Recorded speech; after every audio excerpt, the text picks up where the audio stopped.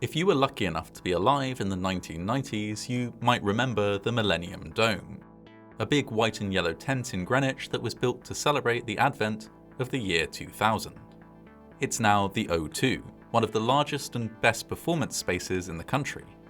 But for the first year of its existence, it was something else, something altogether stranger. The Millennium Dome, as it was designed, was supposed to be a bit like a modern World's Fair, an all-encompassing celebration of Great Britain that would run from the first day of January to the last day of December in the year 2000. It was a chance to celebrate the future, progress, technology, unity. It was a project designed to carry the UK into the new millennium on a wave of optimism. And it was, in the end, a bit of a farce. This is the story of the £758 million failure of the UK's Millennium Dome.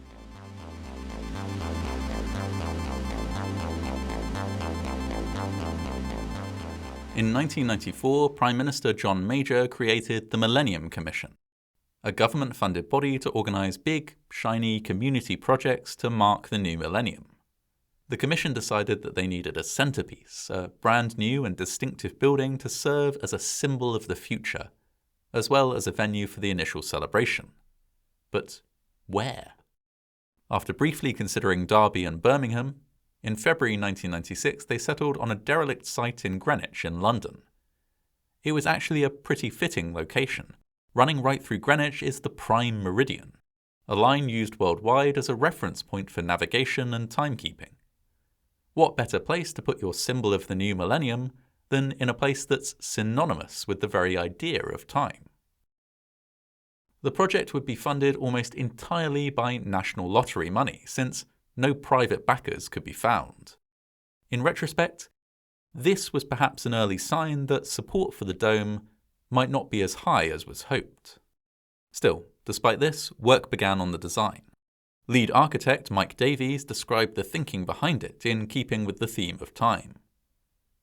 12 months of the year, so 12 masts, 365 metres in diameter, and with 24 scallops like 24 hours in a day.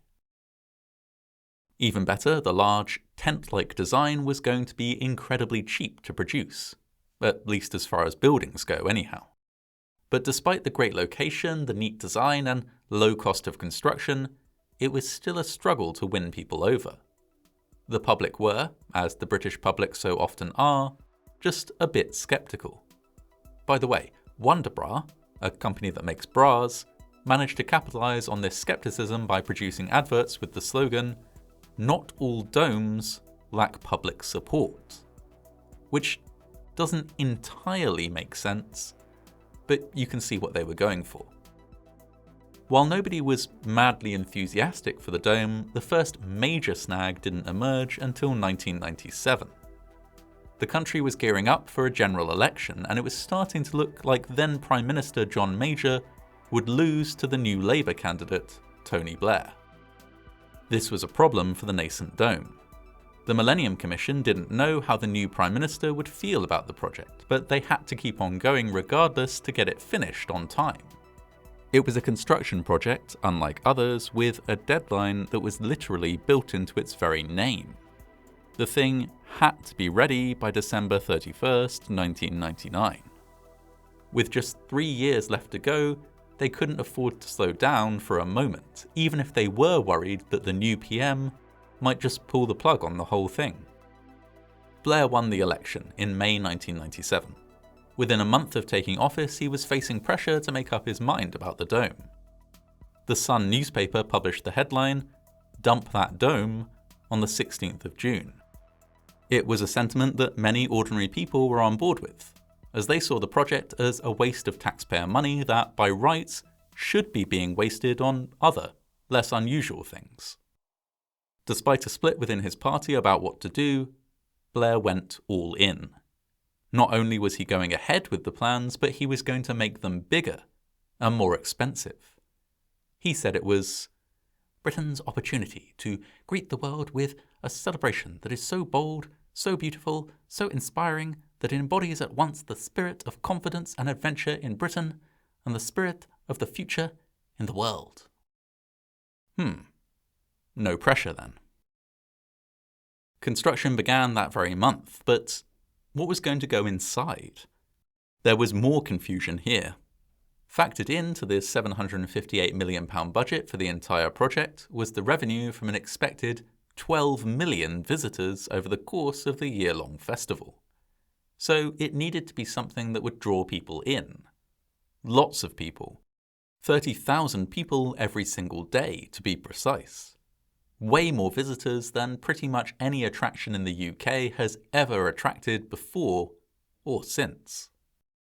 To bring in this many people, it needed mass appeal, but it also needed to challenge people. It needed to appeal to children, but also to adults, families as well as individuals. It needed to be fun, but also educational, edgy, but not offensive, smart, but not smug, cool, but not trying to be cool. It needed, basically, to be absolutely incredible. As someone who was a schoolchild at the time, I recall expectations for the dome being through the roof. Nobody knew exactly what the dome was supposed to be, but there was a general perception that, given the fuss about how much money was being spent on it, it must be something incredibly cool. If anything, the slight mystery surrounding the dome only made it more alluring.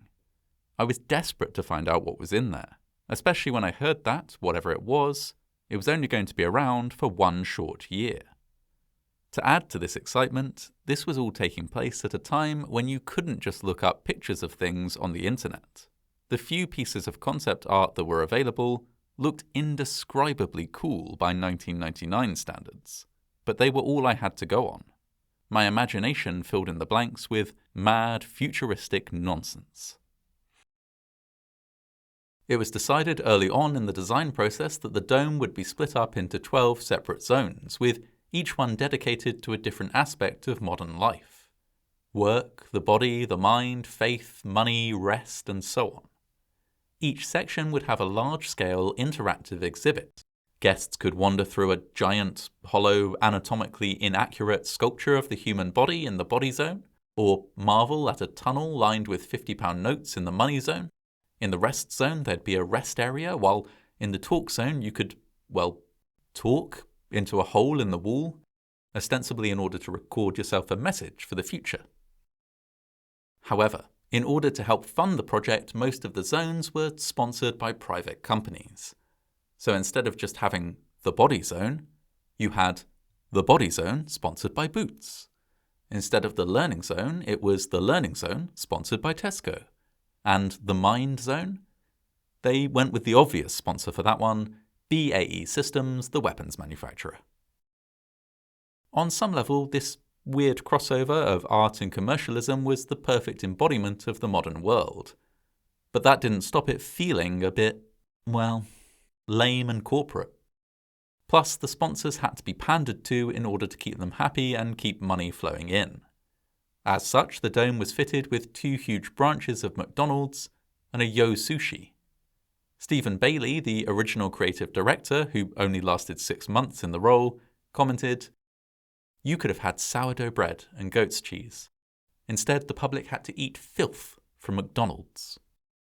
The man was clearly not a fan of a Big Mac. Maybe it's for the best that he didn't stick around though, since I'm not sure goat's cheese has the kind of mass appeal the dome was shooting for, anyhow. A lack of creative direction, coupled with meddling from politicians and sponsors, plus the general apathy from the public and press, meant that no one really knew what the dome was supposed to be. One idea involved visitors getting sacked from an imaginary job as part of the Work Zone exhibit, but the government vetoed the idea. They thought there might be a recession on the horizon and, quite reasonably, didn't think that thousands of people who had lost their actual jobs would pay money to repeat the experience as part of a fun day out. Meanwhile, Sky insisted that the play zone should focus on everyone's favourite toy, digital television, since that's what they were launching at the time. Sponsors aside, the learning zone was having problems of its own. A gigantic billboard, the world's largest, was being produced in Iceland. It would form the outside of the zone and would display a photo of the picturesque Richmond Park. At least, That was the plan until the printers called up and asked whether there was supposed to be a clearly visible naked man in the picture. Nobody had noticed the flasher until the photograph was blown up to full size, at which point the naked man popped out at them. The billboard was reprinted on short notice and at great expense.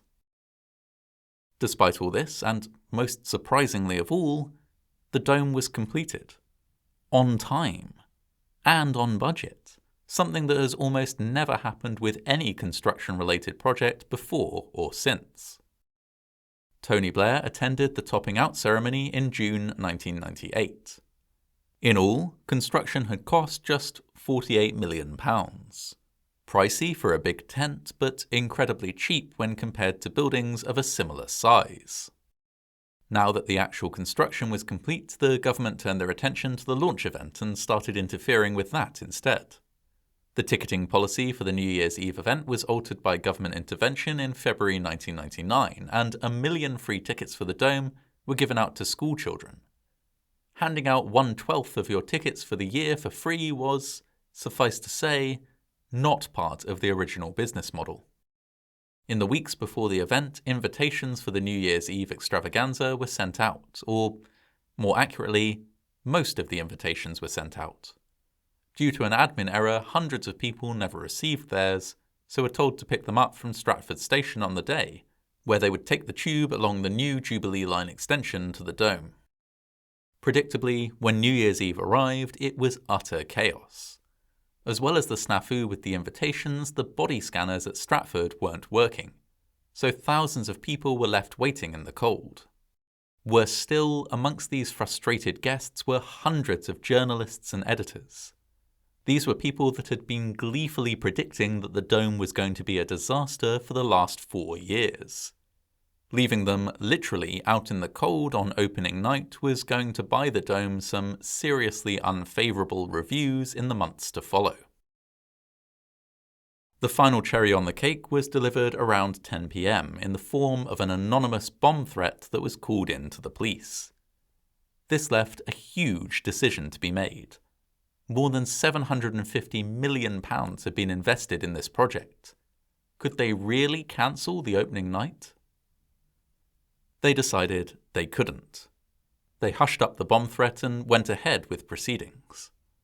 Dome designer Peter Higgins, who hadn't been told about the bomb threat, gave Prime Minister Tony Blair, who had been informed about the bomb threat, a tour of one of the zones. He recalls the PM looking a little distracted. I just thought, this guy's not even listening. He was ashen-faced and holding his family. Fortunately, there was no bomb.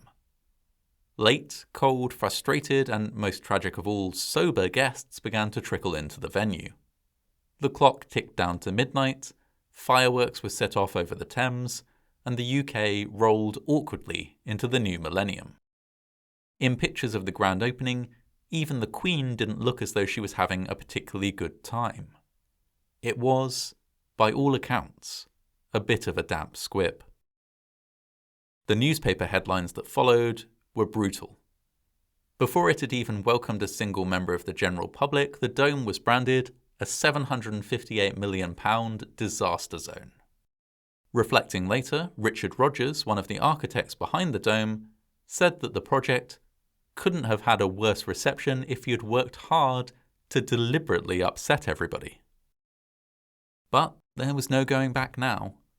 On the 1st of January 2000, the dome opened to the public. The papers hated it, but what would real people think? Well, the general consensus seemed to be that they thought it was a bit odd. The massive pulsating heart in the body zone genuinely scared some people, as did the big mechanical pubic louse that you could spot lurking there. Other people were just baffled by the whole thing. Was it supposed to be educational, or fun, or surreal? What was the actual point of the place? It all just seemed like a bit of a disjointed mess. That was kind of my impression of it too when I visited with my family later in the year. We'd only got tickets at all because my mum had won £100 in the lottery pool at work, and I was deeply, deeply excited to finally find out what was inside the dome. The excitement didn't last, though. By the time we visited, it was late in the year and a lot of the exhibits were in a state of disrepair. I remember asking constantly what various things were supposed to do or what the point in them was. Both questions which my family really couldn't answer. There were some kind of cool ideas. You could write a note and put it in a time capsule, see what you might look like if you were a different age or gender, or listen to a 1,000-year-long piece of computer-generated music in the rest zone. And there was a unique episode of the British TV show Blackadder, which you could only see at the Dome for the whole of that year. I didn't catch it while I was there, but have seen it since, and can attest that it's rather funny. But for every nominally cool thing, there was a dozen exhibits that were weird and a bit naff. A lot of the interactive things were busy, broken, or too complex for my 9-year-old self to figure out, and a lot of the other stuff I just didn't get. The school zone, for example, had a magical forest in it, which is about as far from representing school as you can get. I did get to play on one of the longest table football tables in the world, but I was at the very end near the goal, and after 20 minutes of standing there waiting for my chance to shine, I had to simply give in, as the ball hadn't come near me even once in that whole time. Elsewhere, in the Mine Zone, I was horribly unsettled by a statue of a scared-looking boy, which seemed so utterly out of place that I worried I was the only one who could see it, and that if I looked away from it for too long, it would come to life and eat me. The walkabout characters were similarly unnerving. There were these actors dressed in different coloured suits with clocks instead of faces. They wandered around and posed for pictures, but never really said anything. They struck me as some weird monster, directly out of an episode of Doctor Who. On the other hand, there was a pretty intense acrobatics show in the central part of the dome that was genuinely very impressive. This show, in fact, was the one bit of the whole project that everyone basically agrees was actually quite good, and as such, this'll probably be the last time I mention it. To be fair, I'm sure some people had a good time at the Dome. But if there were people who loved the thing, there definitely weren't enough of them. The whole thing cost around £1 million a month to run, and it wasn't attracting enough visitors to recoup that. A desperate advertising campaign encouraging people to make up your own mind really only served to highlight the fact that the Dome was wildly unpopular. There was one moment of excitement when a band of robbers tried to bust into the Dome with a JCB in order to steal a massive diamond that was on display in the Money Zone. They were caught, of course, but coverage of the attempted raid was probably the most positive treatment the Dome got from the media during its entire run. It was a massive novelty to see a group of people risking everything to get into the Dome, when the vast majority of people just couldn't be bothered. After the year-long run was up, the project was shut down. The exhibits were broken down and their parts auctioned off for way below market value. The most noteworthy item to go under the hammer was a giant plastic hamster, complete with a wedge of cheese. It sold for £3,000 to a buyer who later admitted that he'd got a little carried away. Stripped of all its bizarre contents, the Dome itself sat empty for 18 months and was eventually sold for just £1 to the telecoms provider O2. In 2007, the Dome was turned into a shopping mall and events venue, the O2 Arena. Today, it is one of the most popular venues in the world, so at least the Dome building found some kind of success later in life. In the end, the Millennium Dome was an overambitious project that was the victim of meddling from politicians and vicious criticism from the press. It was an architectural feat, but an organizational disaster. A catastrophic failure which came at great expense to the public, but somehow, inadvertently, enabled massive success for a private company. So, with all that in mind, perhaps in some ways it was a fitting celebration of Great Britain, after all.